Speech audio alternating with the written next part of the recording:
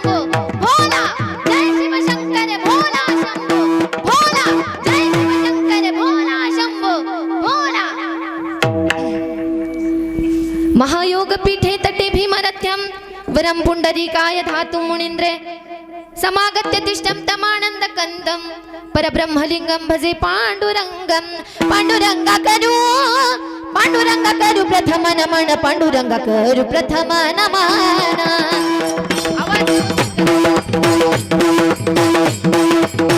पांडुरंगा करू प्रथम नमन पांडुरंगा करू प्रथम नमन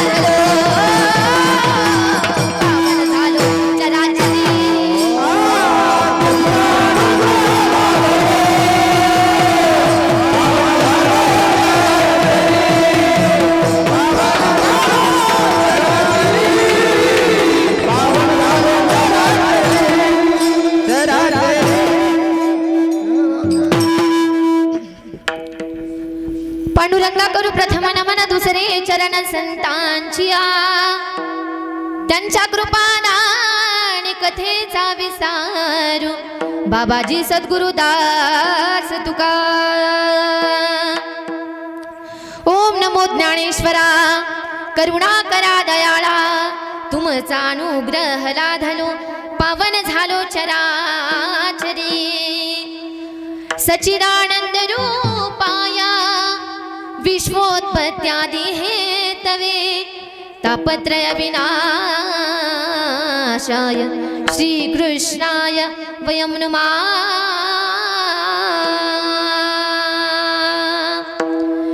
मनोजवं मारुततुल्यवेगा जितेन्द्रियं बुद्धिमतां वरिष्ठं वातात्मजं वानरयुक्तमुख्यं श्रीरामदूतं शरणं प्रपदे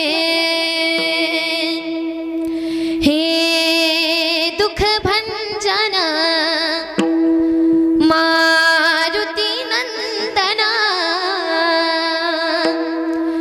सुन लो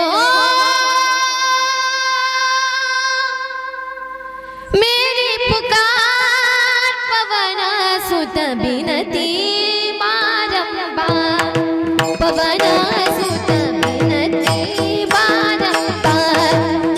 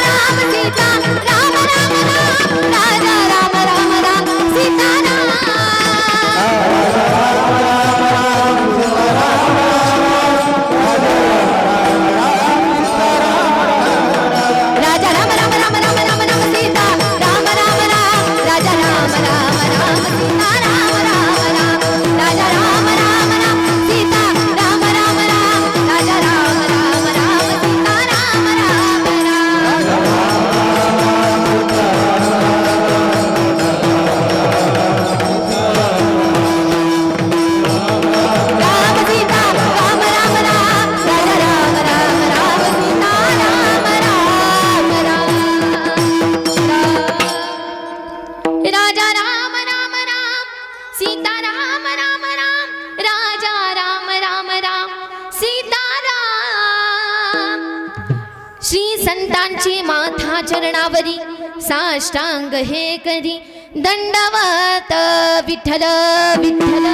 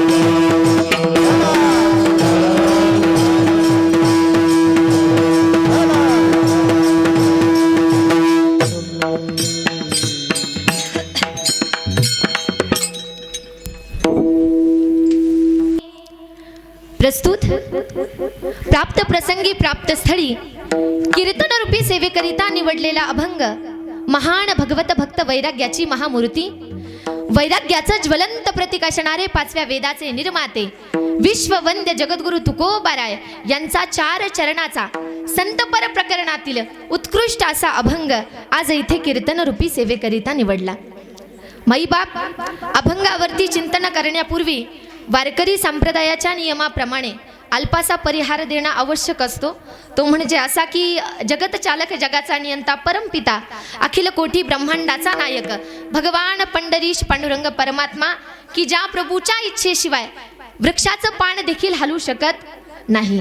वृक्षाची पाने हले अशी ज्याची सत्ता किंवा गतीर भडता प्रभू साक्षी निवास शरणम सुरत प्रभव प्रलय स्थानम विधानम बीजम व्ययम असा असणारा सत्ताधीश भगवान परमात्मा आणि त्याच प्रभूच्या कृपा आशीर्वादाने आपण करत असलेला हा अखंड हरिनाम सप्ताह एकदा समस्त गावकरी मंडळींसाठी एकदा जोरदार टाळ्या वाजवा. दहार काढू द्या माझा दम.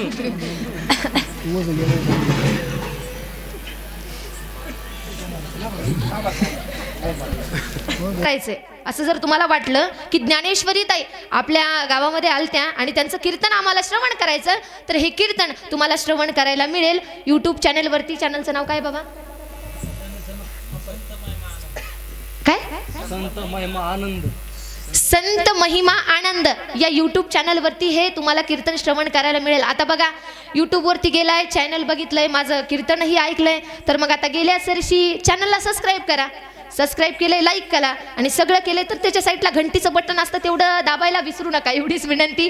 असो आमचे दादा सुद्धा आहेत, त्यांना सुद्धा द्यावेत तेवढे धन्यवाद कमी आहेत. जरा वाजवा जोरदार टाळी त्यांच्यासाठी.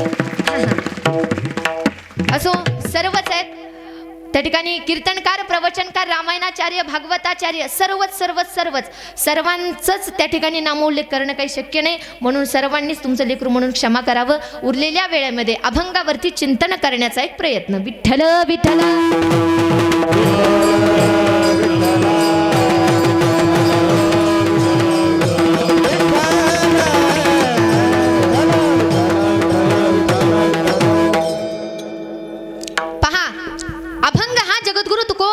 निवडलाय आणि जगद्गुरु तुकोबाराय मैबाप, जगद्गुरु तुकोबारायांचा अधिकार सामान्य नाही आहे. जगद्गुरु तुकोबाराय म्हणजे वारकरी संप्रदायाचा कळस, जगद्गुरु तुकोबाराय म्हणजे वारकरी संप्रदायाचं नाक. अहो माझ्या जगद्गुरु तुकोबारायांचा त्या ठिकाणी अधिकार जर तुम्हाला सांगायचा झाला ना, अनुरेणू या थोकडा तुका आकाशाये वढा, अनुरेणू या थोकडा तुका आकाशाये वढा.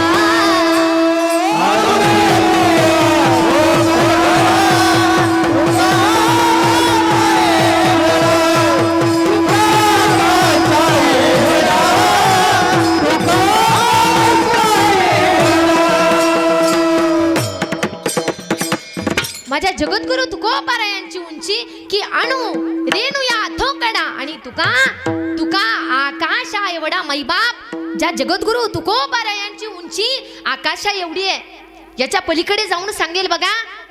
माझ्या जगद्गुरु तुकोबारायांची उंची मोजत असताना त्या ठिकाणी माझे जगद्गुरु तुकोबाराय आकाशा एवढेत. किती मोठे आहेत? आकाशा एवढेत. पण मी सांगेन पहा, माझ्या जगद्गुरु तुकोबारायांची उंची एवढी उंच आहे की माझ्या जगद्गुरु तुकोबारायांची उंची मोजण्यासाठी आकाश देखील ठेंगणं पडावं एवढी माझ्या जगद्गुरु तुकोबारायांची उंची आहे. पटलं तर टाळी देत जागा माय. हे बघा, मला सांगा झालंय ना अन्नदान इथे झालंय ना, सगळ्यांचं पोटभर झालं असेल बरोबर ना. हे बघा मला सांगा, तुम्हाला टाळ्या द्यायला काही अडचण आहे का?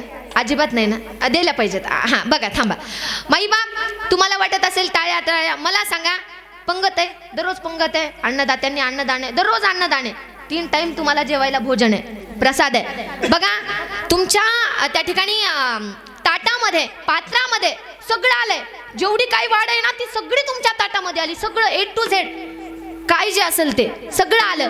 मला सांगा तुमच्या ताटामध्ये सगळं आल्याच्या नंतर तुम्हाला सांगायची गरज पडते का हो? खरं सांगा, खरं शेजारनीची शपथ आहे तुम्हाला गरज पडते का? इकडं पुंडलिक वरदा व्हायच्या अगोदर आपलं चालू होतं की नाही? होतं. मग मला सांगा, जसं भोजनाला बसण्याच्या नंतर तुम्हाला सांगायची गरज पडत नाही की भोजन चालू करा, तसं भगवान परमात्माच्या कीर्तनामध्ये आल्याच्या नंतर तुम्हाला सांगायची गरज का पडावी की मना राम राम टाळी वाजवा हाते, नाचा डोल प्रेमे आपुलिया सोहिते, नाचा डोल प्रेमे आपुलिया सोहिते.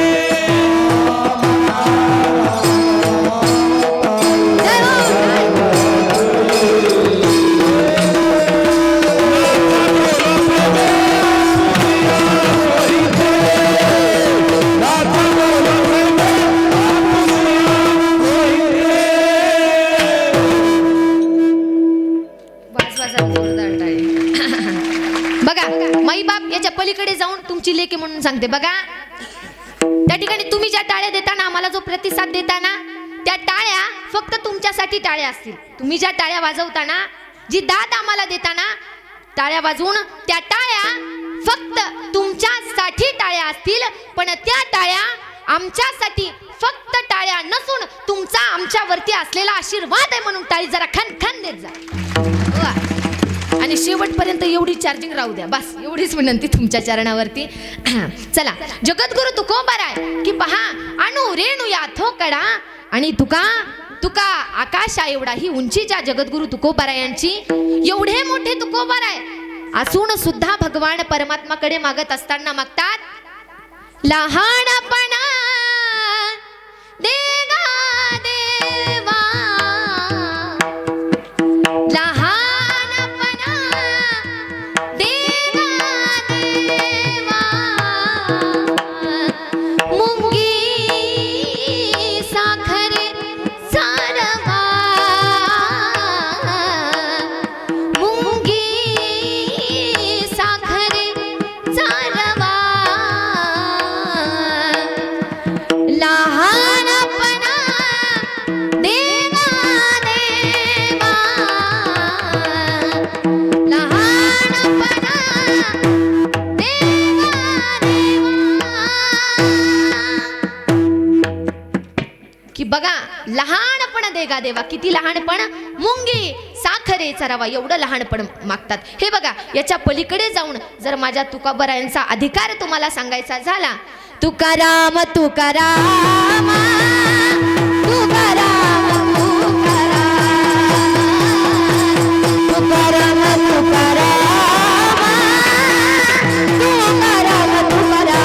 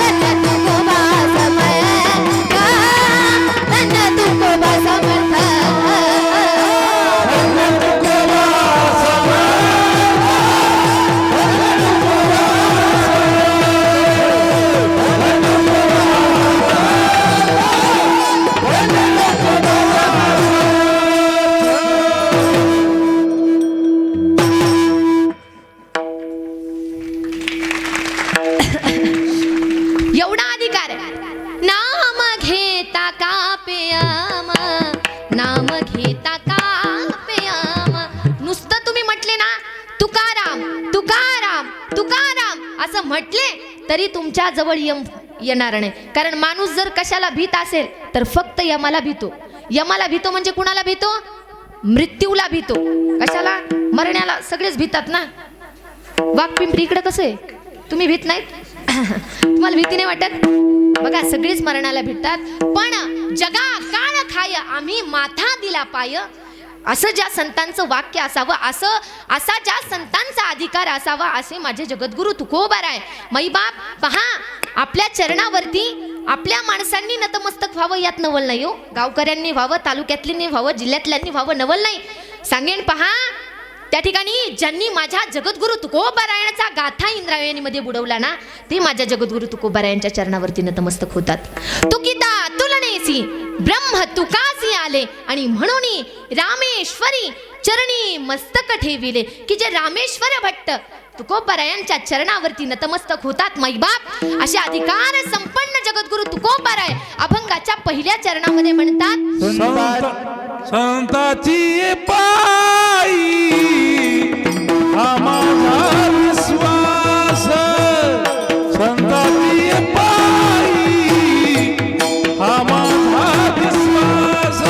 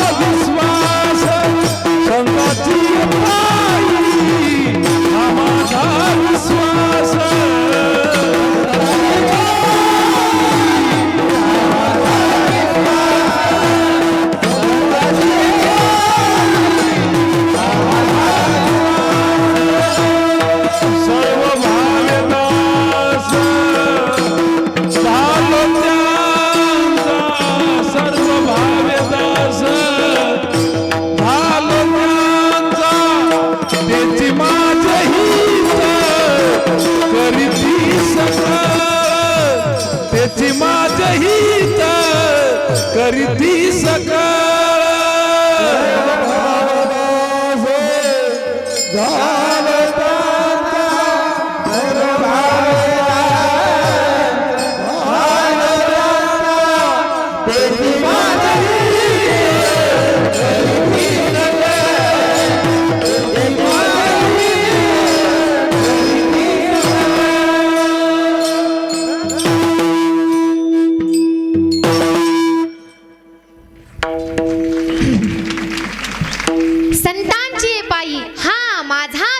विश्वास आणि सर्व भावे दास झालो त्यांचा. बघा तुकोबाराय सांगतायत की संतांची पायी पहा, माणसाच्या जीवनामध्ये विश्वास हा 3.5 अक्षरी शब्द आहे.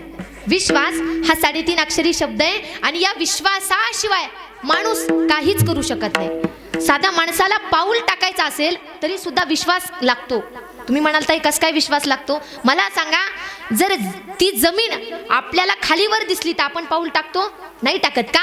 पाय मुरगळेल म्हणून नाही. मग पहिले आपण विश्वास कशावरती ठेवतो? बघा, साधा पाऊल उचलून जर समोर ठेवायचा असेल तरी सुद्धा आपल्याला आपल्या पायावरती विश्वास असावा लागतो की मी पाऊल टाकू शकतो. इथून विश्वास चालू होतो. बघा एवढा विश्वास, पण हा विश्वास कुणावरती ठेवावा ना हे आपल्याला कळायला पाहिजे. विश्वास कुणावरती ठेवावा? बघा एक फार सुंदर दृष्टांत आहे. आपल्याला महाभारताचं युद्ध सगळ्यांना ज्ञात आहे, सर्वांना माहित आहे ना. पहा, त्या ठिकाणी जेवढं काही सैन्य होतं ते सैन्य कुणाकडे होतं? कौरवांकडून होतं. आणि फक्त भगवान श्रीकृष्ण परमात्मा होते कुणाकडून? 5 पांडवांकडून एकटे भगवंत होते. एक दिवस असं झालं की दुर्योधन पितामह भीष्मांना म्हणतो की पितामह तुम्ही फक्त आमच्याकडून शरीराने आहात. काय म्हणतो दुर्योधन? पितामह तुम्ही फक्त शरीराने आमच्याकडून आहात, तुम्ही मनाने पांडवांकडून आहात. त्यावेळेस पितामह म्हणतात, दुर्योधना तू काय म्हणतोयस? तू असं का म्हणतोयस? त्यावेळेस दुर्योधनाने सांगितलं, म्हणे पांडवांकडून फक्त ते 5 आहेत. पांडव फक्त 5 आहेत आणि एक भगवान परमात्मा आहे की भगवान परमात्माने अशी प्रतिज्ञा केली आहे की मी शस्त्र धरणार नाही, मी युद्ध करणार नाही. जर वाटलंच तर युक्तीच्या 2-3 गोष्टी सांगेल. भगवान परमात्माने प्रतिज्ञा केली, म्हणे तिकडून फक्त ते 5 पांडव आहेत, तरी त्या 5 पांडवातील एक सुद्धा व्यक्ती कमी होत नाही. 5 पांडवातील एक सुद्धा व्यक्ती कमी होत नाही. पितामह तुम्ही कौरवांकडून कृपाचार्य, भीष्माचार्य, द्रोणाचार्य, कर्ण त्या ठिकाणी सर्व कुणाकडून आहेत? कौरवांकडून आहेत. एवढी माणसं माझ्याकडे असून सुद्धा 5 पांडवांच्या सदा केसाला सुद्धा धक्का लागत नाही. पितामह मी असं म्हणतो की तुम्ही फक्त शरीराने आमच्याकडून आहात, मनाने तुम्ही पांडवांकडून आहात. तुम्हाला असं वाटतंय की कौरवांचा पराजय झाला पाहिजे आणि त्या ठिकाणी पांडवांचा विजय झाला पाहिजे असं तुम्हाला मनात वाटतंय. त्यावेळेस पितामह भीष्म प्रतिज्ञा करतात, दुर्योधना तू म्हणतोयस ना हे खोटं आहे. मी पितामह भीष्म अशी प्रतिज्ञा करतो की उद्या सूर्यास्तापर्यंत एक सुद्धा पांडव जिवंत राहणार नाही. काय करतात पितामह भीष्म? प्रतिज्ञा करतात की उद्या सूर्यास्तापर्यंत एक सुद्धा पांडव जिवंत राहणार नाही. माईबाप एवढी मोठी प्रतिज्ञा आहे आणि प्रतिज्ञा कुणी केली आहे? पितामह भीष्मांनी. की ज्या पितामह भीष्मांची प्रतिज्ञा पितामह भीष्मांनी म्हणावा, पितामह भीष्म प्रतिज्ञेला कधीच मुकले नाही. त्यांना पितामह भीष्म का म्हटलं जातं की फार सुंदर कथा आहे की त्यांनी त्यांच्या वडिलांसाठी त्या ठिकाणी लग्न सुद्धा केलं नाही. तुमच्या एक माहितीस्तव सांगते, लग्न सुद्धा केलं नाही, आजीवन ब्रह्मचारी राहिले.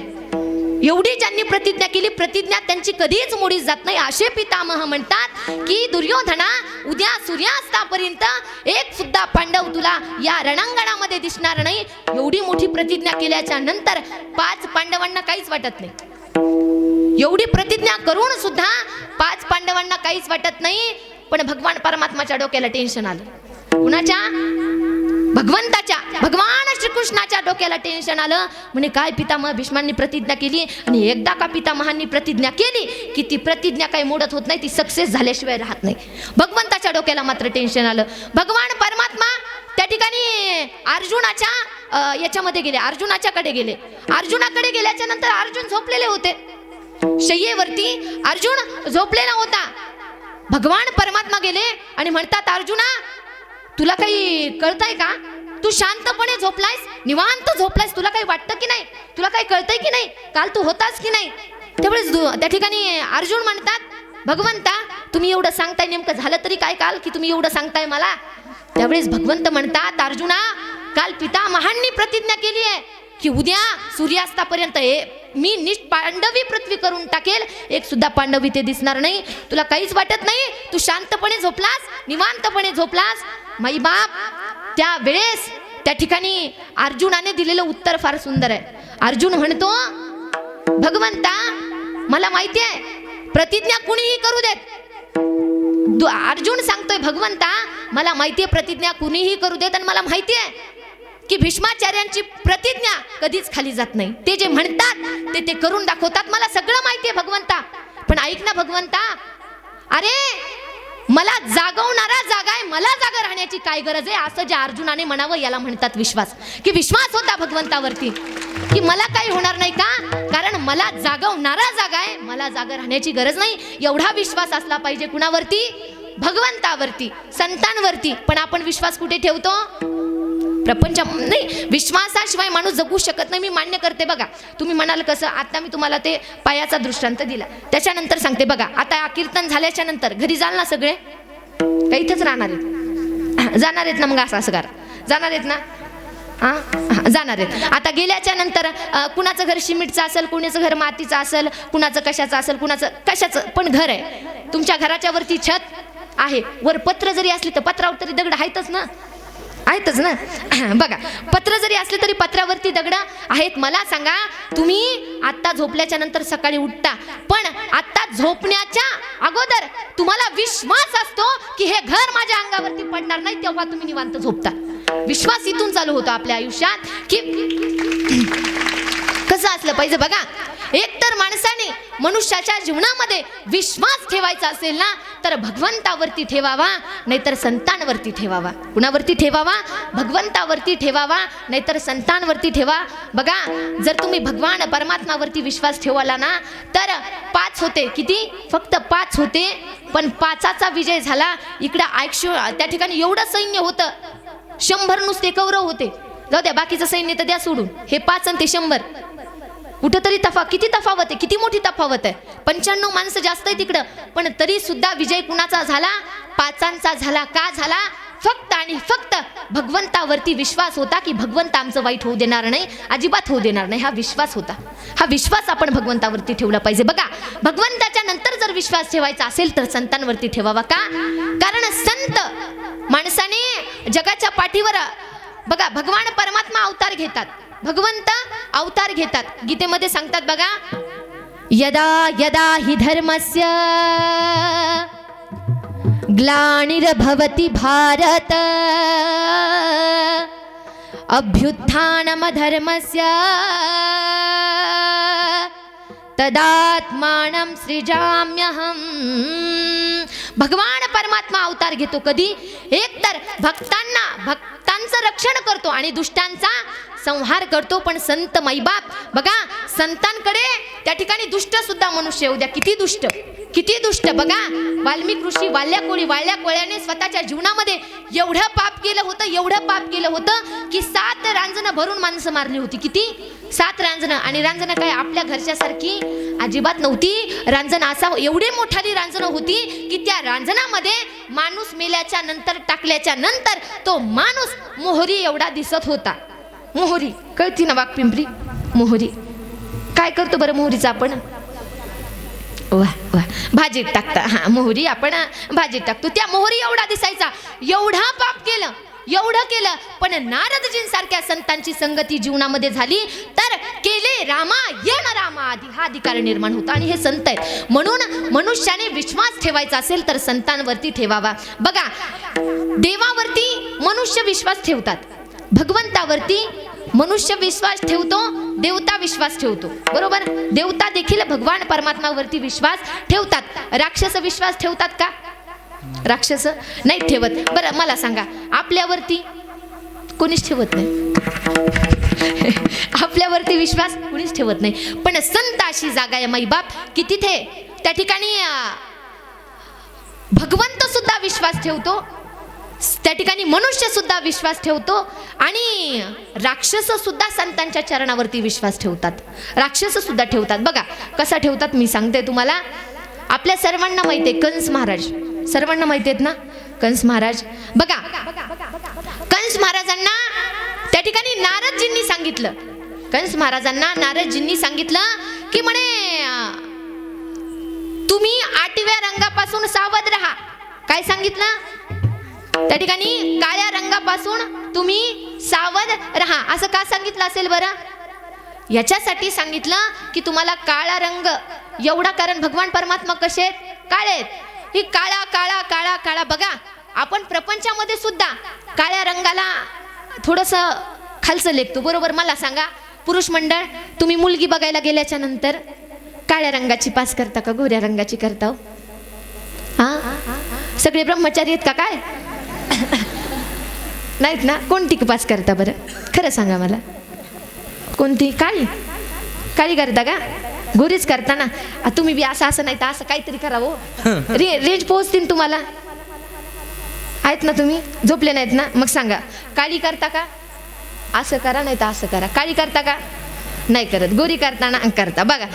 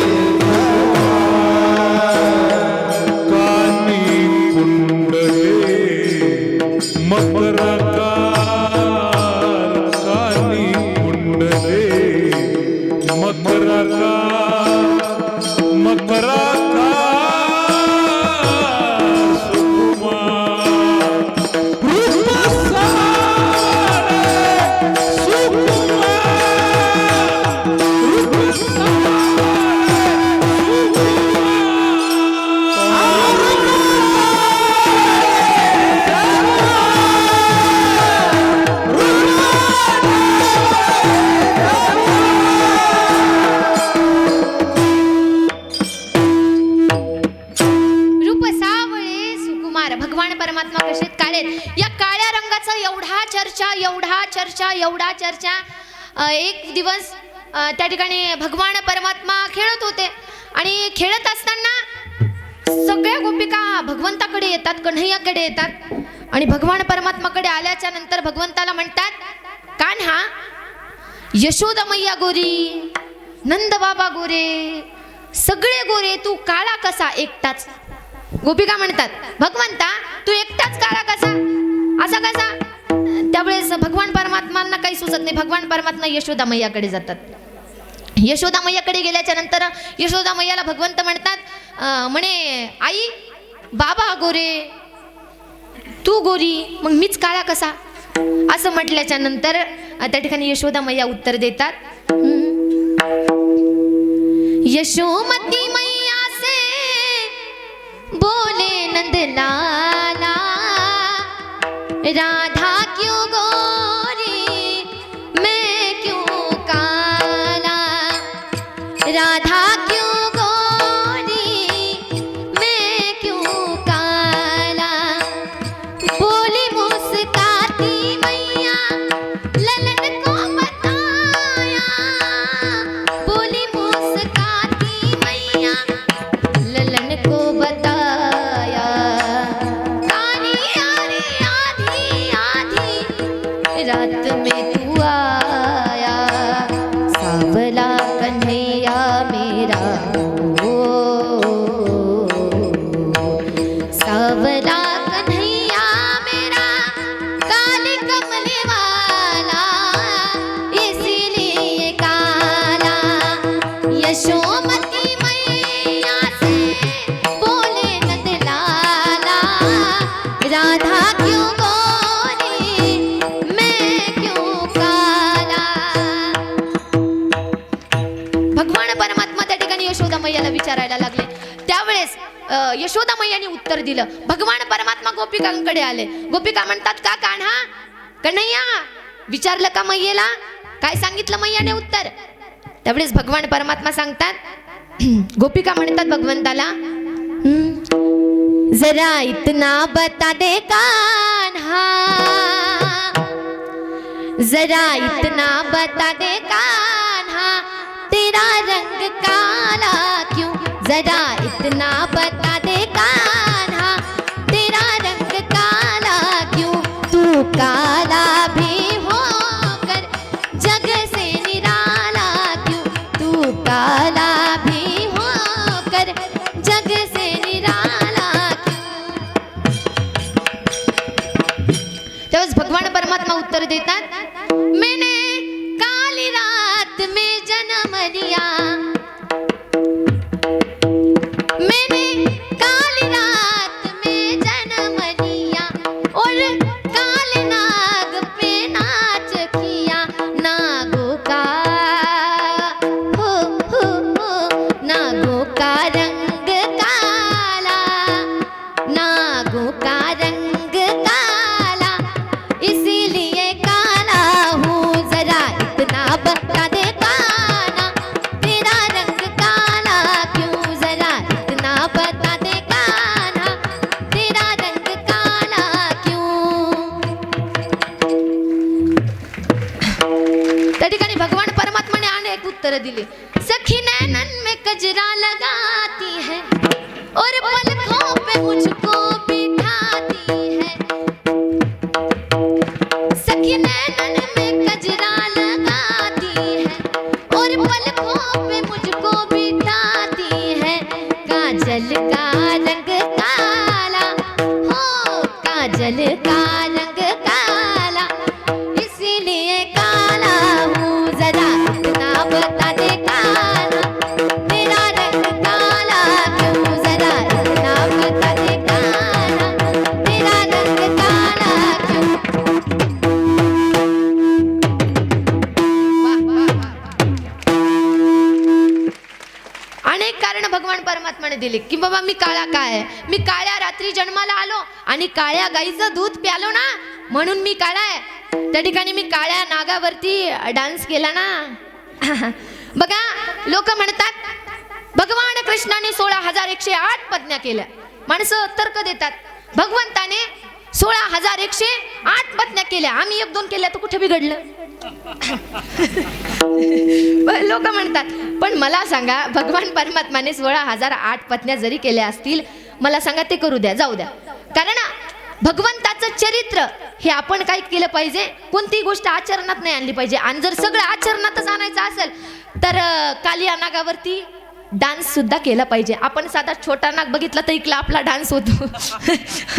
आपण नागावरती कुठे डान्स करणार आहे तो. असं बघा त्या ठिकाणी काळ्या रंगाची चर्चा झाली. कंस महाराज एवढं भ्यायचे काळ्या रंगाला, एवढं भ्यायचे की बघा साधं वरणामध्ये जर जिऱ्याची फोडणी करपली, मोहरी जर करपली, आता जिरे करपल्याच्या नंतर कोणता कलर होतो त्यांचा, पिवळा. वा, काळा. कोणता रंग होतो, काळा. साधं जर भाजीमध्ये वरणामध्ये त्यांना काळ्या रंगाची मोहरी जिरा जर दिसले तर त्यांनी म्हणावं घेऊन जा, रागवायचा तो. तुम्हाला कळतं काय, काळ साध्या मोहरीला काळं काळं म्हणून भ्यायचं. हो कोण, कंस. ज्याच्या त्या ठिकाणी एवढा बलवान की त्याच्या बलवानाचं आपण काय वर्णन करावं. बघा त्या ठिकाणी आपण म्हणतो बरं राक्षस आहेत, पण मला कधी कधी प्रश्न पडतो, आपल्यापेक्षा राक्षस भगवंताची सेवा जास्त करत होते असं मला वाटतं. बघा पटलं तर बघा, राक्षस आपल्यापेक्षा भगवंताची सेवा करत होते. कसं बघा, आपल्या सर्वांना रावण माहिती आहे. रावण कोण, ज्याने सीता मैयाचं हरण केलं तो रावण. बघा रावण, पण रावणाने जरी काही करू दे त्याचं बाकी सध्या सोडून, पण भक्ती किती केली त्याने भगवंताची. एवढी भक्ती केली की अहो ज्यावेळेस रावणाने शिवजींची एवढी भक्ती करावी, शिवालयामध्ये जावं, अंगाला त्रिपुंड लावावं आणि त्रिपुंड लावल्याच्या नंतर शिवजींसाठी तांडव स्तोत्र म्हणावं. काय म्हणावं, तांडव स्तोत्र म्हणावं. की माईबाप जे तांडव स्तोत्र म्हटल्या बरोबर साक्षात कैलास पर्वताने सुद्धा हादरावं, हे का राक्षसाची किमया आहे. एवढी त्याने भक्ती केली. तांडव स्तोत्र, आणि तांडव स्तोत्राचा जनिता जर कोण असेल तर तो रावण आहे. एवढं सुंदर तांडव स्तोत्र कुणी लिहिलं, रावणाने लिहिलं. पहा, जटाटवी कलज जल प्रवाह पावितस्थले कलेवलांब्यलांबिता भुजंग तुंग मालिका डमड डमड डमड डमड निनाद वड्डमरमय चकार चंड तांडव तनो तुन शिव शिव चकार चंड तांडव तनो तुन शिव शिव चकार चंड तांडव तनो तुन शिव शिव. एवढं तांडव स्तोत्र हे ज्यावेळेस म्हटलं ना त्यावेळेस कैलास पर्वत हादरवू लागला. कुणी केलं? राक्षसांनी केलं. बघा चला पुढे, आपण कुठं होतं? काळा. एवढा भ्यायचा तो. अहो राक्षसीन साधं मिश्री लावून आली, चल निकल जा असे असं म्हणून राक्षसनीला त्याने हकलून द्यावं, एवढं काळ्या रंगाला भ्यायला. एवढं बघा त्या ठिकाणी 6 तर काय 6 तर राव त्या ठिकाणी कंस महाराजांनी मृत्यूच्या द्वारामध्ये नेऊन घातलं. 7वा तर काय त्यांच्या हाताला लागला नाही. 8वा त्या ठिकाणी हातामध्ये तर काही लागला नाही. 8वा त्या ठिकाणी कुठे गेला होता? यशोदा मैयाकडे गेला होता. ज्या वेळेस बघा 90 वर्षांनी त्या ठिकाणी संतती झालती. कुणाला? नंदबाबांना. किती? 90 वर्षांनी. विचार करा काय आनंद असेल हो, किती आनंद साजरा केला असेल. एवढा आनंद माईबाप, एवढा आनंद की तुम्हाला सांगेल. बघा आपल्याला जर समजा आपल्या मुलाचा आनंद जर आपल्याला साजरा करायचा असेल तर आपण काय करतो? हा, फटाके वाजवतो. बरोबर. कोण म्हणलं का नाही? आता फटाके जाऊन आता डीजे वाजवतो. बरोबर आहे ना? आपण हे करतो बघा. पण ज्या वेळेस नंदबाबांना आनंद झाला, नंदबाबांनी काय केलं? 9 लाख गाई दान केल्या. किती? 9 लाख गाई दान केल्या. एवढा आनंद की अगदी अख्खं गोकुळ आनंदात मग्न झालं. किती आनंद. आपण सुद्धा इथे आनंद साजरा करूयात. कराल ना? टाळी वाजवाल ना? बघा मी भजन म्हणते, टाळी वाजवा. आणि जर कुणाला जास्तच आनंद झाला तर उठून नाचले तरी काही हरकत नाही. भगवान परमात्माच्या द्वारामध्ये आनंद घ्यायला काही हरकत नाही. आपण जिथं नाही तिथं नाचायला लय आपल्याला उल्हास आहे. जिथं नाचायचं तिथं आपण काही नाचत नाही. चला. किती सांगू मी सांगू कुणाला, किती सांगू मी सांगू कुणाला, आज आनंदी आनंद झाला, आज आनंदी आनंद झाला, आज आनंदी आनंद झाला.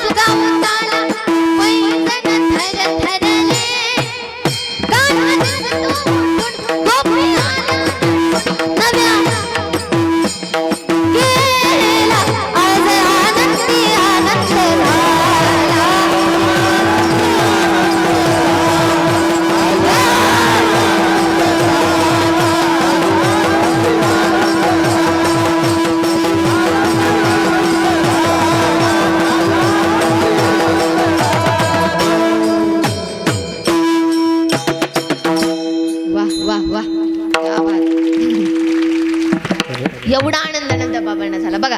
पण कधी कंस महाराजांच्या हाताला भगवान परमात्मा लागले का? नाही. मग ज्या वेळेस वसुदेवजी इकडे गोकुळामध्ये भगवंताला घेऊन आले आणि वापस काय घेऊन गेले? योगमायेला घेऊन गेले. गेल्याच्या नंतर कंसाला कळालं 8वा जन्माला आलाय. त्यावेळेस कंस धावत पळत त्या ठिकाणी त्या जेलमध्ये आला आणि आल्याच्या नंतर त्या योगमायेला हातामध्ये घेतलं गर गर गर गर फिरवणार आणि खाली आपटणार. एवढ्यामध्ये फिरवत असताना ती योगमाया आकाशामध्ये गेली आणि गेल्याच्या नंतर ती योगमाया सांगते, मूर्ख कंसा, तुला समजतंय काय? 8वा समजून मला मारतोस ना? तुझा 8वा कधीच निघून गेलाय म्हणे गोकुळात. मी तुझा 8वा नाही, मी योगमाया सांगून त्या ठिकाणी योगमाया अगुप्त झाली. पण आता काही कंस महाराजांना काळा बघा. एवढा काळा साधं काळा काळा म्हणून म्हणून त्यांचं काळा त्यांना जपच चालू झाला तो काळा काळा येईल मारल काळा येईल मारल काळा साधं रात्रंदिवस काळा काळा काळा काळा नुसतं काळं काळं म्हणावं. एक वेळेस भगवान परमात्मा लीला करत असताना त्या ठिकाणी गोवर्धनगिरी राजाकडे गायी चारण्यासाठी जात होते. भगवान परमात्मा गोवर्धनगिरी राजाकडे गायी चारण्याकरिता जात होते. तेवढ्यामध्ये एक मोर आणि एक मयुरी त्या ठिकाणी वृंदावनाच्या नैनरम्य वातावरणामध्ये नृत्य करत होते. काय करत होते? नृत्य करत होते. आणि जसं त्या ठिकाणी जसं त्या मयुरीने त्या सावळ्या कृष्णाला बघितलं, त्या कन्हैयाला बघितलं, त्या लालाला बघितलं, त्या भगवान परमात्माला बघितलं ना, त्या वेळेस त्या मयुरीला काय करावं, काय बोलावं काहीच सुचेना. आणि त्यावेळेस ती मयुरी म्हणते, काय करू बाई गा, जीव वेडावला, साबळा मुरलीवाला अडवाला, साबळा मुरलीवाला अडवाला, साबळा मुरलीवाला मुरलीवाला अडवाला.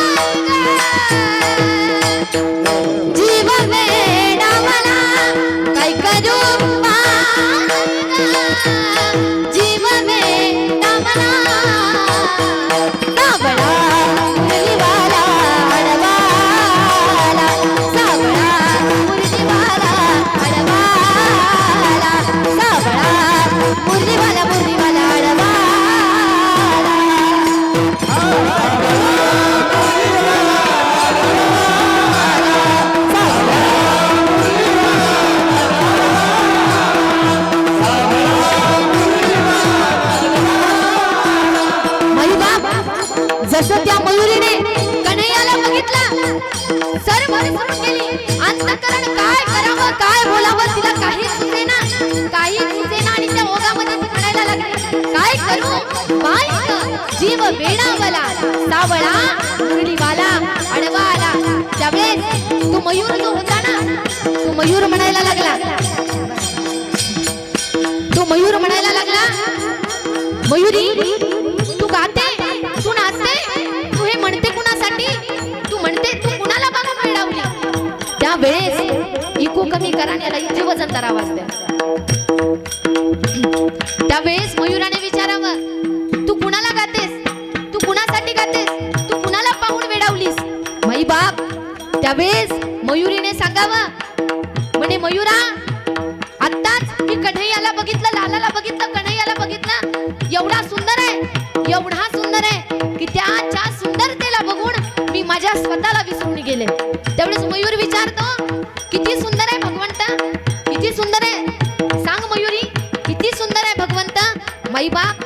त्यावेळेस ती मयुरी म्हणते, मयुरा भगवंताच्या सुंदरतेचं वर्णन मी काय करावं, पण तू एवढंच म्हणतोयस ना म्हणून मी तुला सांगते. जरी की पगडी बांधे, जरी की पगडी बांधे सुंदर आँखों वाला, जरी की पगड़ी बांधे सुंदर आँखों वाला, कितना सुंदर लागे बिहारी, कितना लागे प्यारा, कितना सुंदर लागे बिहारी, कितना लागे प्यारा. हो हा हा हा. बघा असं म्हटल्याच्या नंतर मयूर विसरून जातोय स्वतःला. मयूर म्हणतोय, एवढा सुंदर आहे का तो, एवढा सुंदर आहे, दादा आवाज द्यायला, एवढा सुंदर आहे का मयुरी तो, एवढा. त्यावेळेस मयुरी म्हणते, मयुरा मी तुला भगवंताच्या सुंदरतेचं वर्णन सांगण्यापेक्षा तू स्वतःच जाऊन भगवंताला बघून ये ना. त्यावेळेस मयूर निघतो भगवान परमात्माच्या दर्शनासाठी, भगवंताच्या भेटीसाठी. अहंकाराने निघलाय की माझ्या एवढं कुणी सुंदर असू शकतं का, मी सर्व पक्षांचा राजा आणि माझ्या एवढं सुंदर कुणी असू शकतं. गर्वाने गेला, बाबांच्या राजवाड्यासमोर मयूर गेला आणि गेल्याच्या नंतर त्या ठिकाणी भगवान परमात्माचं भजन करायला लागला. कान्हया रे कान्हया रे कान्हया रे जग जेठी कान्हया रे कान्हया रे कान्हया रे जग जेठी.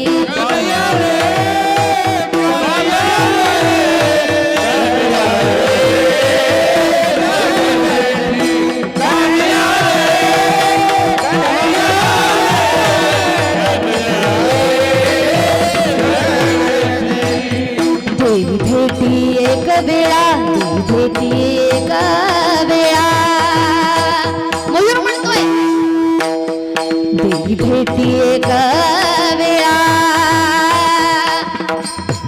देवी भेटी एक वेळा कान्हया रे कान्हया रे कान्हया रे जग जेठी कान्हया रे कान्हया रे कान्हया रे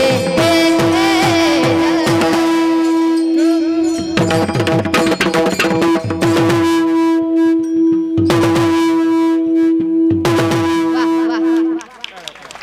मयूर म्हणायला लागला कान्हया रे कान्हया रे कान्हया रे जग जेठी. मयूर म्हणतोय एकदा भगवंता दर्शन दे एकदा दे एकदा दे. अहो मयूराने भजन करावं एवढं भजन केलं एवढं भजन केलं. अहो सुरुवातीला अहंकाराने गेला होता ना. भगवान परमात्मा दर्शन देत नाहीत म्हणून तोच मयूर रडतोय. भगवंता मला दर्शन दे रे भगवंता मला तुला पाहायचंय तुझं सुंदर साजिर रूप मला माझ्या या नयनाने माझ्या डोळ्याने पाहायचंय. भगवंता एकदा दर्शन दे एकदा दर्शन दे. त्या ठिकाणी मयूराने नाचून भजन करावं. मैबाप नाचला मयूर. अहो नाचता नाचता मयूराच्या पायाची नख सुद्धा गळून गेली. आता मयूर त्या ठिकाणी मयूराला वाटतंय की मी आता जगू शकत नाही माझा जन्म विफल गेला मी राहू शकत नाही. मला भगवान परमात्मा दर्शन देत नाहीत भगवंत मला दर्शन देत नाहीत माझ्या जगण्याला काही अर्थ नाही असं म्हणून तो मयूर आत्महत्या करण्यासाठी गेला. तो मयूर आत्महत्या करण्यासाठी गेला. आत्महत्या करण्यासाठी गेल्याच्या नंतर त्याच्या बुद्धीमध्ये एक विचार आला आणि मयूर म्हणतो आपण आत्महत्या तर करतच आहोत ना तर मग आपण काय करू. आपल्याला जिने उपदेश केला होता ना की जा एकदा भगवंताला पाहून तू किती सुंदर आहे. एकदा मयुरीकडे जाऊ आणि त्या मयुरीला सांगू की मयुरी तू माझ्यापेक्षा भाग्यवान आहेस का की तुला त्या भगवान परमात्माने दर्शन दिलं मला तो भगवंत दर्शन देत नाही. सांगण्यासाठी मयूर गेला मयुरीकडे आणि मयुरीकडे गेल्याच्या नंतर त्या ठिकाणी मयुरीला त्या ठिकाणी सांगायला लागला की मला भगवंताने दर्शन नाही दिले मी काय करू. तू माझ्यापेक्षा भाग्यवान आहेस मयुरी की तुला भगवंताने दर्शन दिलं मला नाही दिलं. मी माझा प्राण त्याग करायला जातोय माझ्या जगण्याला काही अर्थ राहिला नाही मयुरी. असं म्हटल्याबरोबर त्या मयुरीने सांगावं म्हणे गेलतास ना तू म्हणे हरकत नाही. म्हटले आता तू एरवी ही प्राणत्याग करणारच आहेस ना तर एक माझं ऐक म्हटले. काय ऐक.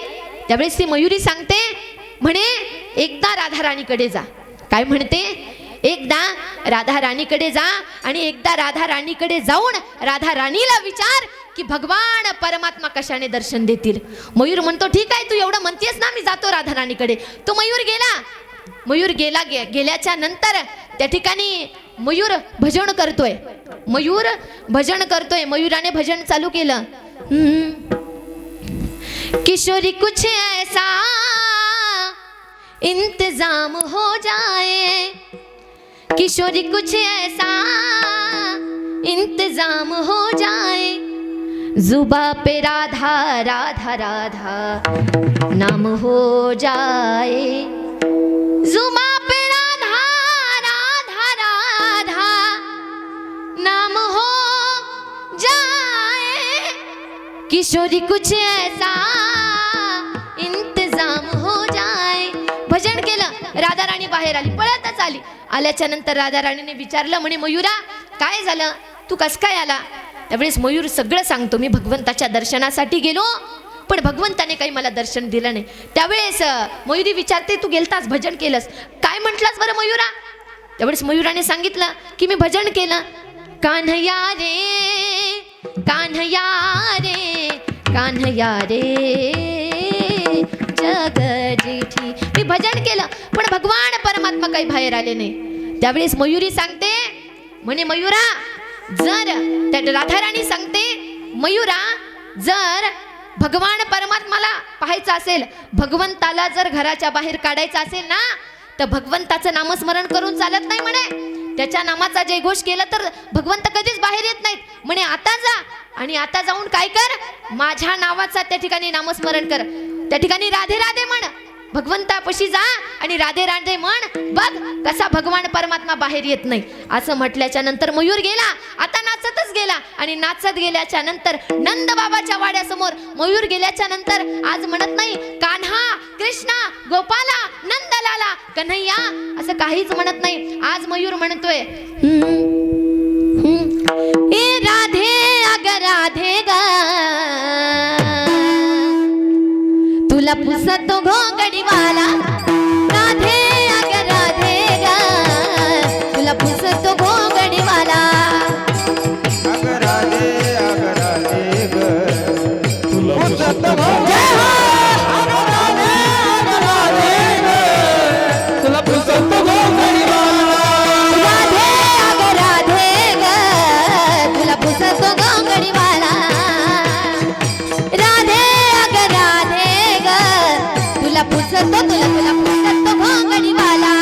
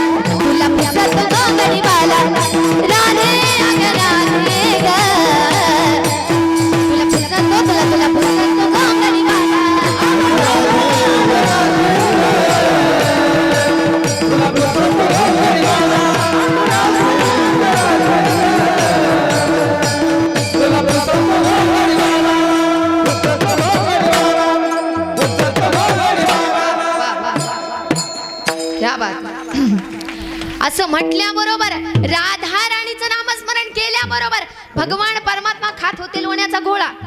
भगवंत आतमध्ये खात होते लोण्याचा गोळा. लोण्याचा गोळा दिला सांडून, भगवान परमात्मानी लोण्याचा गोळा दिला सांडून आणि भगवान परमात्मा पळत पळत पळतच बाहेर आले आणि म्हणतात कुठे माझी राधा, कुठे माझी राधा, कुठे माझी राधा. त्यावेळेस मयुराने म्हणावं पाहिला पाहिला नंदाचा नंदन, पाहिला पाहिला नंदाचा नंदन.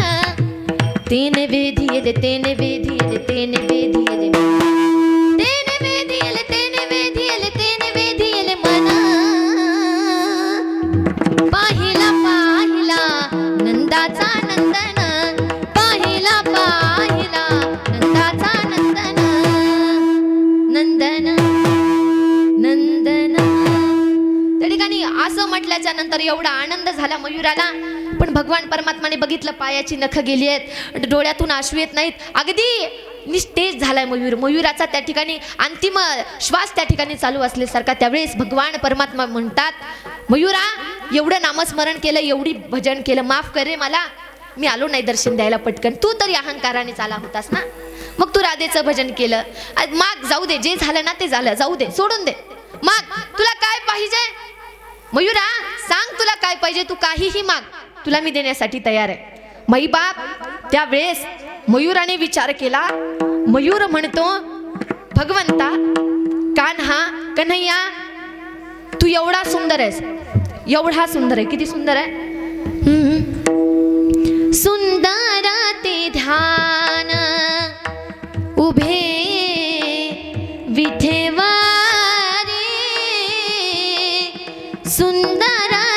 ध्यान उभे विठेवारी सुंदर ते ध्यान.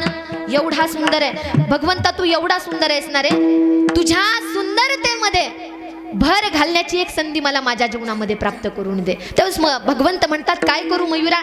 त्यावेळेस मयूर सांगतो भगवंता तुम्ही एवढे सुंदर आहेत, फक्त माझी एकच मागणं आहे भगवंता, माझा हा जो मोर पंख आहे ना, हा मयूर पंख तुम्ही तुमच्या डोक्यावरती धारण करावा. काय म्हणतो मयूर, भगवंता माझा जो मयूर पंख आहे ना, तो मयूर पंख तुम्ही तुमच्या डोक्यावरती धारण करा. आणि तुम्ही तो डोक्यावरती धारण केल्याच्या नंतर तुम्ही अजूनच सुंदर दिसाल. असं म्हटल्याबरोबर भगवंता म्हणतात हरकत नाही. त्यावेळेस त्या मयुराचा एक मोर पंख भगवान परमात्मा घेतात आणि लगेचच डोक्यावरती परिधान करतात. माईबाप बघा, भगवान परमात्मा मला सांगा, त्या मयुराला संत अशी गोष्ट आहे की संतांच्या चरणावरती जर तुम्ही विश्वास ठेवला ना, तर आपलं जीवन एवढं सफल होईल. बघा, राक्षसाने सुद्धा विश्वास ठेवला कुणावरती, नारदजींवरती. काळ्या रंगापासून सावध राहा. कुणी सांगितलं, नारदजींनी.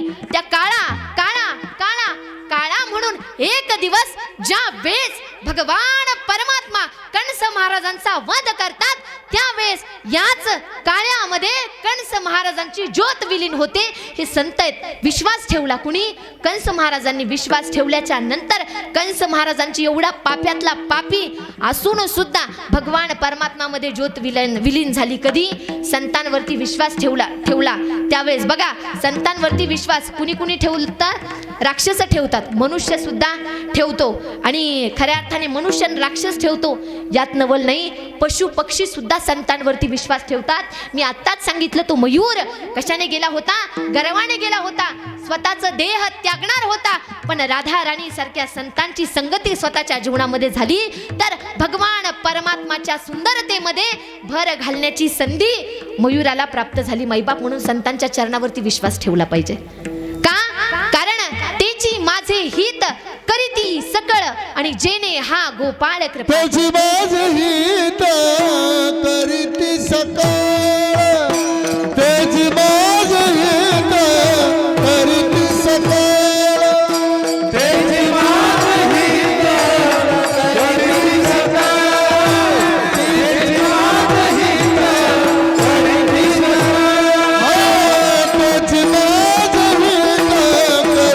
सकळ, त्याची माझे हित करीती सकळ,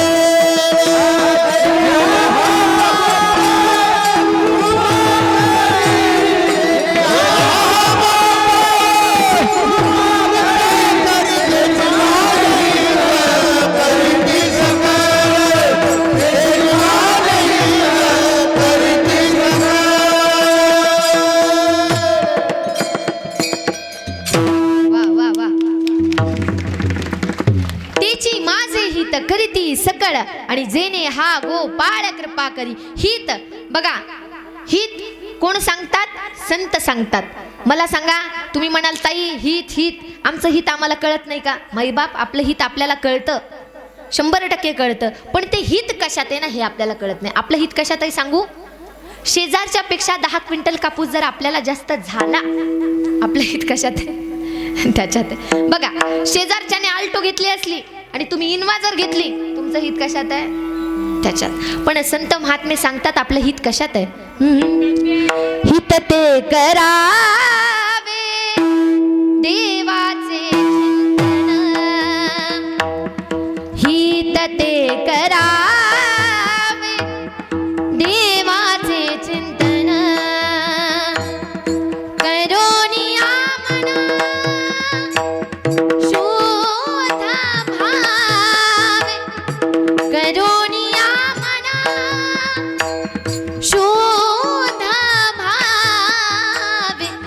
सकळांच्या पाया माझे दंडवत, सकळांच्या पाया माझे दंडवत.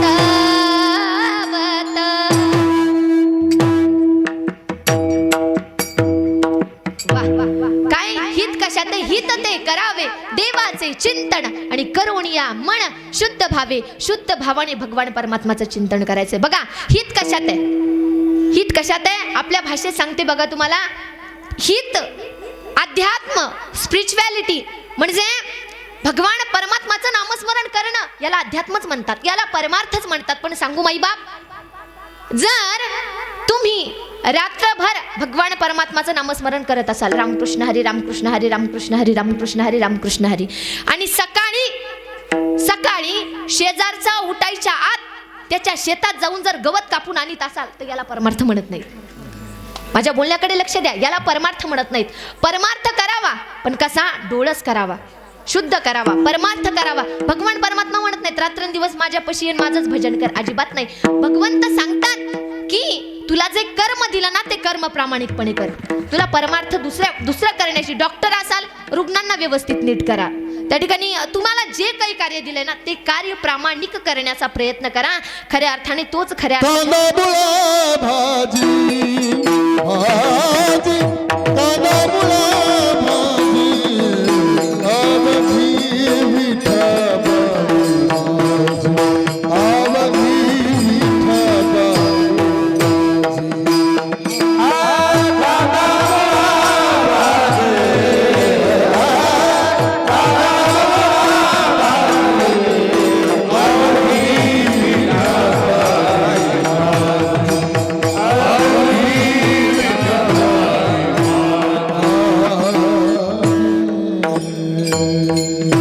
कांदामुळा भाजी, अवघी विठाबाई माझी, अवघी विठाबाई बाई माझी. बघा सावता महाराज काय करायचे, पंढरपूरला जात होते का नाही. माई बाप विचार करा, सावता महाराजांनी स्वतःच्या मळ्यामध्ये राहून भगवान परमात्माला आळवलं. सावता महाराजांनी भगवान परमात्माला स्वतःच्या मळ्यामध्ये राहून आळवलं. कांदा मुळा भाजी अवघे विठाबाई माझी, लसूण मिरची कोथिंबिरी अवघा झाला माझा हरी, असं ज्या सावता महाराजांनी म्हणावं. बघा भक्तीचा परिणाम असा झाला, मंदिर बांधून मंदिरामध्ये भगवान परमात्माची स्थापना करणं सोपं आहे. माझ्या बोलण्याकडे लक्ष द्या. मंदिर बांधून मंदिरामध्ये भगवान परमात्माच्या मूर्तीची स्थापना करणं सोपं आहे, पण माझ्या सावता महाराजांनी स्वतःचं हृदय पाडून भगवान परमात्माला आतमध्ये विराजमान केलं. याला भक्ती म्हणतात. भक्ती म्हणावी कशाला. बघा भगवान परमात्माच्या मंदिरामध्ये आपण जातो ना, भगवंताच्या मंदिरामध्ये जातो माईबाप, याच्यात नवल नाही. भगवान परमात्माला असं वाटावं की मी याच्या घरी जावं आणि याच्या घराचं मंदिर व्हावं, याला भक्ती म्हणतात. भक्ती करावी कशी. भगवान परमात्मासाठी अश्रू आपल्या डोळ्यात यावे, यात नवल नाही. भगवंतासाठी आपण रडावं ना, यात अजिबात नवल नाही. भगवान परमात्माने आपल्यासाठी रडलं पाहिजे. पहा माईबाप, भगवंताचं उचिष्ट आपण खावं ना, यात अजिबात नवल नाहीये. भगवंताचं उचिष्ट आपण खावं ना माईबाप, याच्यात अजिबात नवल नाहीये. भगवान परमात्माने आपलं उचिष्ट खाल्लं पाहिजे. का तुम्ही म्हणाल ताई, भगवान परमात्मा कुठं आमचं उष्ट खाता असतो का खात नाही? त्याने शबरी मातेचं नाही खाल्लं का? कोण कहते हैं भगवान खाते नहीं, बेर शबरी के जैसे खिलाते नहीं, अच्युतम केशवम कृष्ण दामोदरम राम नारायणम जानकी वल्लभम. खातो पण कधी खाऊ घालणारा लागतो तेव्हा खातो. बघा हित म्हणतात कशाला. दोन शब्दामध्ये जर सांगायचं झालं, त्या ठिकाणी फार तरुण मंडळी आज कीर्तनासाठी उपस्थित आहेत. सांगेन बघा, महाराष्ट्राचे राजे छत्रपती शिवाजी महाराज सुद्धा त्यांच्या हिताच्या ठिकाणी जागे होते. कसे होते बघा. अवघ्या वयाच्या 16व्या वर्षी महाराजांनी स्वराज्य स्थापनेची शपथ घेतली. वयाच्या 16व्या वर्षी स्वराज्य स्थापनेची शपथ घेतली. पण माझ्या मुलाने स्वराज्य स्थापनेची शपथ घेतली पाहिजे म्हणून ज्या आऊ साहेबांनी शिवरायांना जसे संस्कार लावले, एवढे सुंदर संस्कार लावले माईबाप, एवढे सुंदर संस्कार लावले की आज छत्रपती शिवरायांचं नाव घेण्याच्या अगोदर आपण मासाहेब जिजाऊंचं नाव घेतो. पहा, जंगलातील एक नंबर लाकडाला साग म्हणतात. जंगलातील एक नंबर लाकडाला साग म्हणतात, सापातील विषारी जातीला नाग म्हणतात, आणि ज्यानं लावली मुघलांची वाट त्याला जिजाऊचा वाघ म्हणतात, जिजाऊचा वाघ म्हणतात, जिजाऊचा वाघ म्हणतात. मैबाप असे सुंदर संस्कार आऊसाहेबांनी त्या ठिकाणी छत्रपती शिवरायांना लावले. म्हणून तर आज आपण मोठ्या प्रेमाने म्हणतो आणि त्या ठिकाणी आनंदाने म्हणतो बघा. एकच राजा इथे जन्मला, एकच राजा इथे जन्मला, शिवनेरी किल्ल्यावर माझ्या राजाचं नाव गाजतंय गड किल्ल्याच्या दगडावर, माझ्या राजाचं नाव गाजतंय गड किल्ल्याच्या दगडावर,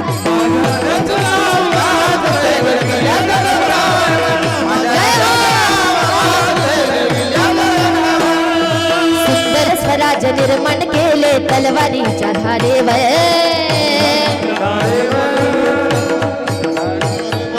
सुंदर स्वराज निर्माण केले तलवारीच्या धारेवर, रयतेसाठी प्राण झिजवले आपल्या निधड्या छातीवर, प्राणपणाने लढले मावळे, प्राणपणाने लढले मावळे, भरोसा त्या राजावर, छत्रपती शिवाजी महाराज की धर्मवीर संभाजी महाराज की माझ्या राजाचं नाव गाजतंय गड किल्ल्याच्या दगडावर, माझ्या राजाचं नाव गाजतंय गड किल्ल्याच्या दगडावर, माझ्या राजाचं नाव गाजतंय गड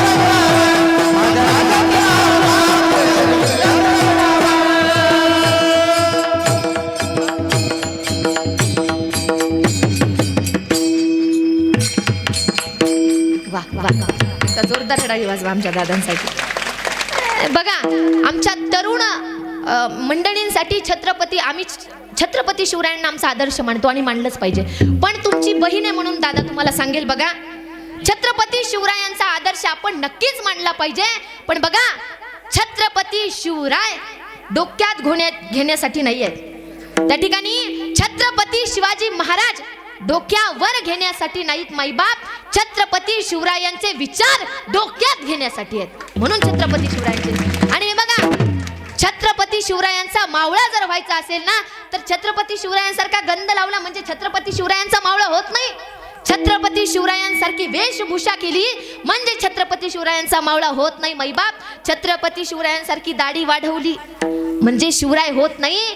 छत्रपती शिवरायांसारखा विचार अंतःकरणामध्ये रुजवावं लागतं की ज्या राजाची शिकवण आम्हाला आहे की परक्याची थाटी. बघा मुघलांची सून आली होती माझ्या राजाकडे पण तरी सुद्धा माझा राजा म्हणतो अशीच आमची आई जर असती. ही दृष्टी आमची झाली पाहिजे की परक्या स्त्रीकडे एखाद्या रस्त्याने चाललेल्या मुलीकडे सुद्धा पाहताना आमची दृष्टी ती आमची बहीण आहे अशीच झाली पाहिजे.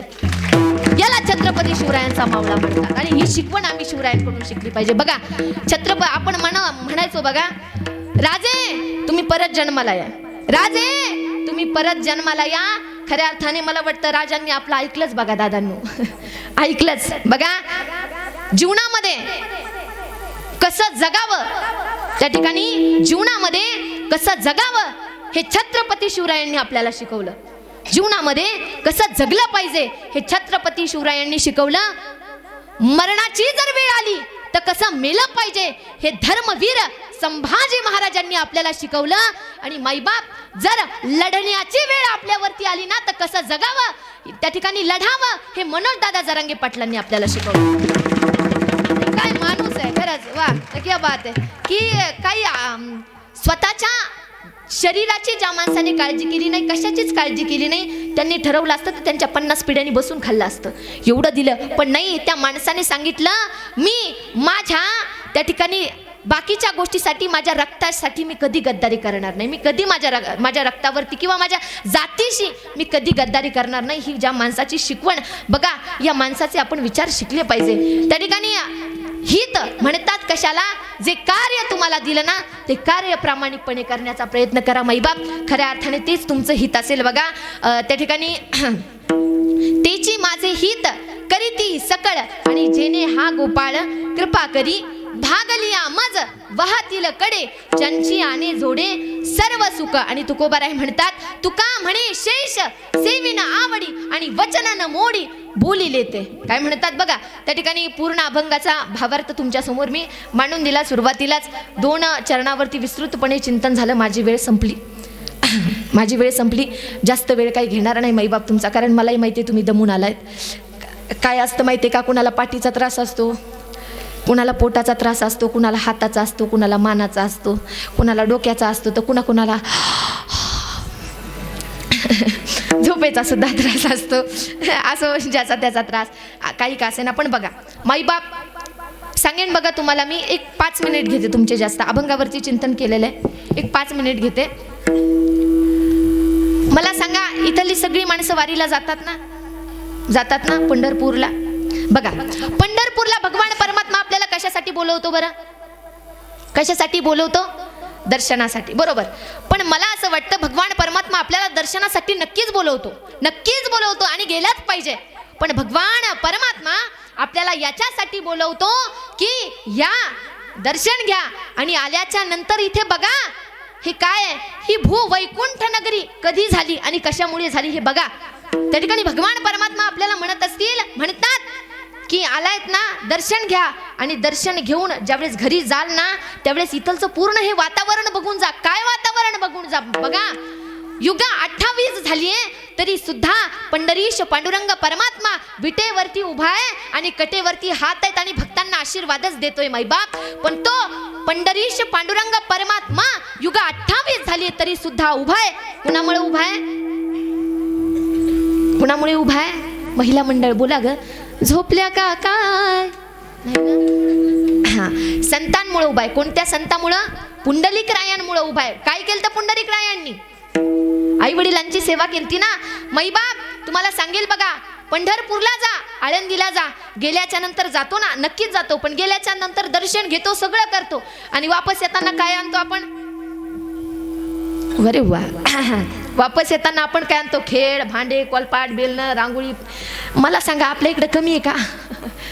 काय आणलं पाहिजे? आणताना हे बघा, एक विचार अंतःकरणामध्ये घेऊन या की मी पंढरपूरला जाईन, गेल्याच्या नंतर तिथलचं वातावरण पाहिल आणि वापस आल्याच्या नंतर जे वातावरण पुंडलिक रायांनी पंढरपूरमध्ये निर्माण केले ना, मी असा मुलगा संस्कारी बनेल की माझं घर पंढरपूर झालं पाहिजे. हे शिकलं पाहिजे आपण. पहा, आणि माझं सांगणं असेल, मुलांना चांगले संस्कार लावा, एज्युकेटेड बनवा. मी नाही म्हणत नाही, CBSE पॅटर्न टाका, मी नाही म्हणत नाही. पण ज्यावेळेस तुमचा मुलगा जातो ना, जायच्या अगोदर त्याला सांगा, बाळा हरिपाठाचा एक अभंग वाच, ज्ञानेश्वरीची एक तरी ओवी वाच. अरे बाळा, काहीतरी जीवनामध्ये नित्यनेम ठेव. किमान एक माळ तरी रामकृष्ण हरी रामकृष्ण हरी रामकृष्ण हरी म्हण. मैबाप ज्या वेळेस तुमचा मुलगा हे कार्य करेल ना, त्यावेळेस तो डिप्रेशन मध्ये कधीच त्या ठिकाणी आत्महत्या करणार नाही, कधीच करणार नाही. आज आमची मुलं 10वीला नापास झाली, आत्महत्या. 12वीला नापास झाली, आत्महत्या. बघा माझ्या दादांनो, या परीक्षेमध्ये तुम्ही नापास झाले तरी चालेल, काही हरकत नाही. परीक्षेमध्ये तुम्ही नापास झाले ना तरी काही हरकत नाही. पण या परीक्षेमध्ये नापास झाले म्हणजे फार मोठी गोष्ट नाही. तुम्ही जीवनाच्या परीक्षेमध्ये जिंकले पाहिजे असे संस्कार स्वतःच्या मुलाला लावा. हे लावलं पाहिजे बघा. आणि माझं सांगणं असेल माझ्या भावंडांना, तुम्ही परमार्थ करा, भगवंताची सेवा करा, पण पहिले आपल्या आईवडिलांची सेवा करा. तुम्हाला भगवंताची सेवा करण्याची गरज नाही का? पुंडलिक रायांनी आईवडिलांची सेवा केली होती आणि त्या सेवेचं प्रतीक म्हणून भगवान परमात्मा फक्त विटेवरती उभा आहेत. वीट टाकली, त्या विटेवरती उभा आहेत. पण कधी त्या ठिकाणी भक्ताने बोलवलं त्यावेळेस. म्हणून मुलांना चांगले संस्कार द्या आणि ते संस्कार दिल्याच्या नंतर खऱ्या अर्थाने प्रत्येक घर हे राहुळ असेल आणि प्रत्येक गाव हे पंढरपूर झालेलं असेल. याच्यापेक्षा व्यतिरिक्त दुसरं काहीच राहिलेलं नसेल. मैबाप बघा, जीवन जगत असताना या सर्व गोष्टी आपण केल्या पाहिजे. आईवडिलांची सेवा केली पाहिजे. आणि मला असं वाटतं की आईचं महत्त्व प्रत्येक माणसाला माहीत आहे, बरोबर?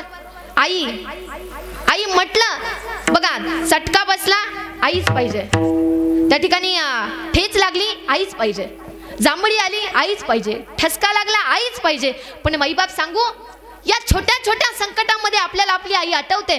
पण माईबाप ज्या वेळेस बघा, तुम्ही हायवेवरती आहेत, तुम्ही हायवेवरती येत आणि हायवेवरती तुमची टू व्हीलर आहे. टू व्हीलरवरती पाहता पाहता तुमच्या गाडीचा वेग 60, 70, 80, 90, 100, 120 वरची तुमची गाडीची स्पीड आहे. समोरून एक वेगामध्ये मोठा ट्रक येतोय आणि तो ट्रक जसं तुम्हाला कळतंय की तो ट्रक माझ्या जवळ आलाय, तुमची गाडी वेगामध्ये, तुम्हाला गाडीची स्पीड कमी होत नाही, तुमची गाडी वेगामध्ये, तो ट्रक पण वेगामध्ये. तो ट्रक जवळ आला, तुमची गाडी जवळ आली, सगळं काही जवळ आलं आणि जवळ आल्याच्या नंतर जो त्या ठिकाणी तुमच्या मुखातून शब्द बाहेर पडतो ना, तो असतो बाप रे काय झालंय. माईबाप बघा, छोटे छोटे संकट ज्यावेळेस मनुष्यावरती येतात ना, त्यावेळेस मनुष्याला आईच हवी, पण ज्यावेळेस पहाडा एवढी संकट माणसाच्या जीवनामध्ये येतात ना, त्यावेळेस मनुष्याला बापच हवा, बघा. म्हणून सांगेन बघा तुम्हाला, त्या ठिकाणी बघा, मुलाला नोकरी जर लागली ना तर गावभर पेढे वाटणारी आई प्रत्येकालाच दिसते हो. मुलाला जर नोकरी लागली तर गावभर पेढे वाटणारी माय प्रत्येकालाच दिसते. पण माझ्या मुलाला नोकरीच लागली पाहिजे म्हणून जो बाप वेळे प्रसंगी त्या ठिकाणी त्या साहेबाचे पाय धरण्याची सुद्धा दान ठेवतो ना, तो बाप असतो, पहा. त्या ठिकाणी आई तुम्हाला आहे, आई मला आहे, आई तुम्हाला आहे, आई मला आहे.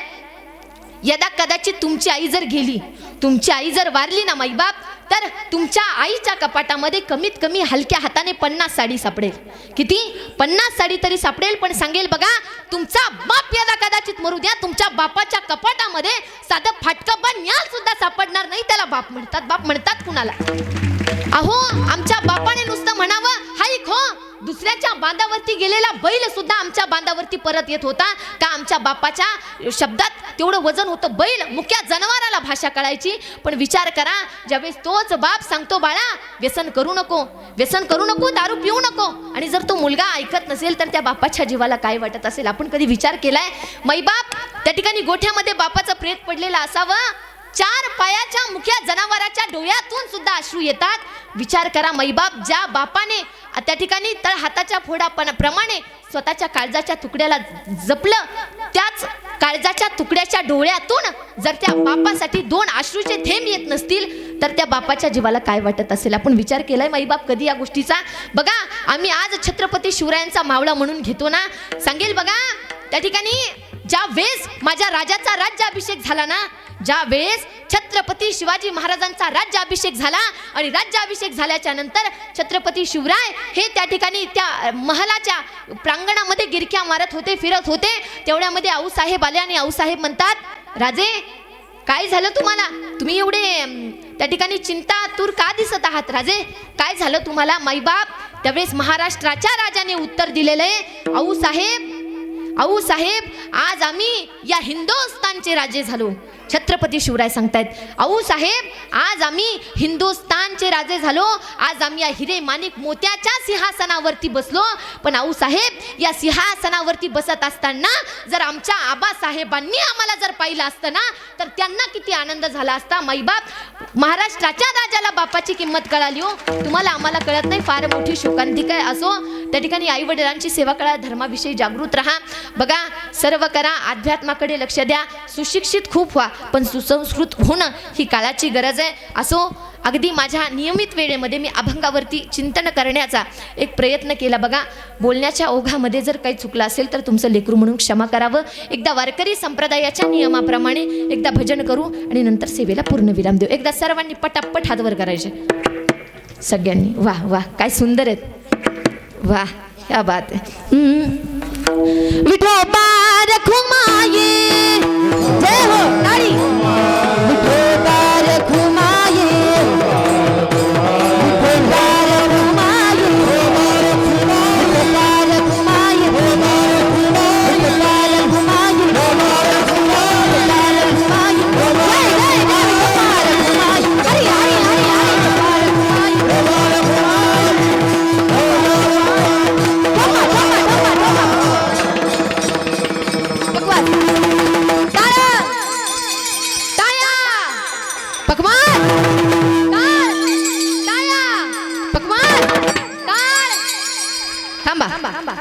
आता लक्ष द्या, 2दा पकवाज वाजेल. किदा? 2दा पकवाज, 2दा टाळ आणि 2दा टाळ्या. कुणी कुणाच्या मध्ये इंटरफेअर करायचं नाही. मी सांगते, माझ्या बोलण्याकडे लक्ष द्या. पकवाज, टाळ, टाळावाली लक्ष द्या जरा. पकवाज, टाळ, टाळ्या, पकवाज, टाळ्या, पकवाज, टाळ्या, पकवाज, टाळ्या, पकवाज, टाळ्या, पकवाज, टाळ्या, पकवाज, टाळ्या, पकवाज, थांबा, थांबा.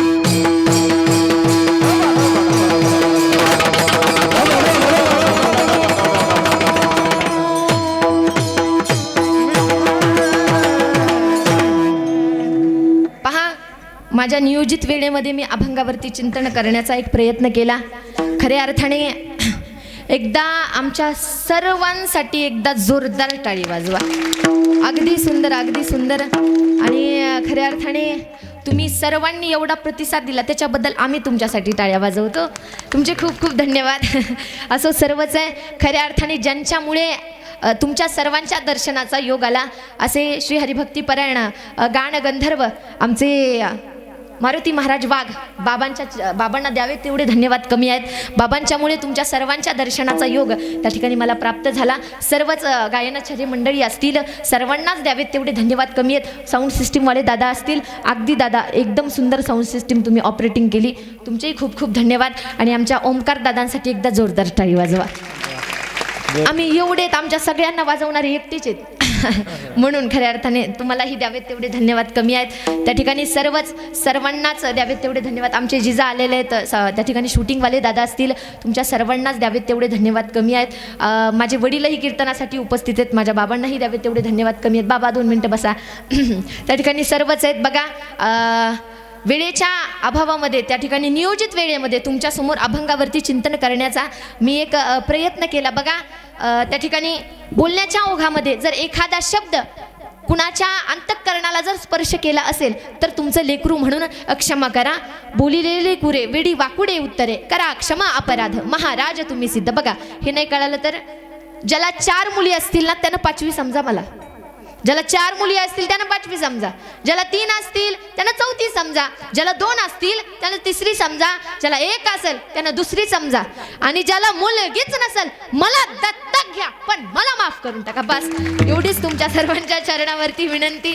सर्वच आहेत. अगदी सुंदर वातावरण आहे. एवढं सुंदर वातावरण तुम्हाला द्यावे तेवढे धन्यवाद कमी आहेत. बघा, त्या ठिकाणी चाल घ्यायची का आता? नाही घ्यायची का?